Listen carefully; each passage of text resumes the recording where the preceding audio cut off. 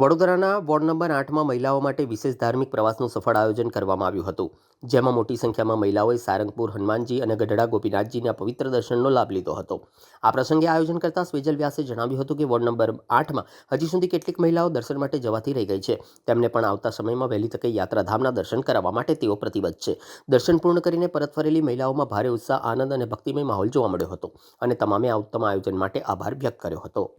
તમામ માતાઓને બહેનોને અમે સાળંગપુર લઈને આવ્યા છે, કોટ ગણેશ લઈને આવ્યા છે અને સર્વ માતા બહેનો આશીર્વાદ આપે અને આશીર્વાદ લે ભગવાનના એ ઉદ્દેશ સાથે સંપૂર્ણ આયોજન છે। નિઃશુલ્ક છે। વોર્ડ નંબર 8ના જ ફક્ત મહિલાઓ છે અને એમની આજે સૌથી વધારે મોટા સંઘ સાથે અમે લોકો અહીંયા પહોંચ્યા છે અને ભગવાનને પ્રાર્થના કરીશું કે આવી જ રીતે મારા વોર્ડ નંબર 8ની તમામ મહિલા જેમના પણ દર્શન કરવાના બાકી છે એમને પણ વહેલી તકે અમે અહીંયા ભગવાનના ધામ પર લાવીએ, યાત્રાના ધામ પર લાવીએ અને સર્વ માતાઓના આશીર્વાદ અમને મળે એવી આશા અને અપેક્ષા સાથે હું સ્વેજલ વ્યાસ અને મારી સંપૂર્ણ ટીમ દ્વારા આ સુંદર આયોજન કર્યું છે। બસમાં જ લાવવાનું, બસમાં જ લઈ જવાના, જમવા ભોજનની સંપૂર્ણ વ્યવસ્થા સાથે નિઃશુલ્ક આખું આયોજન છે।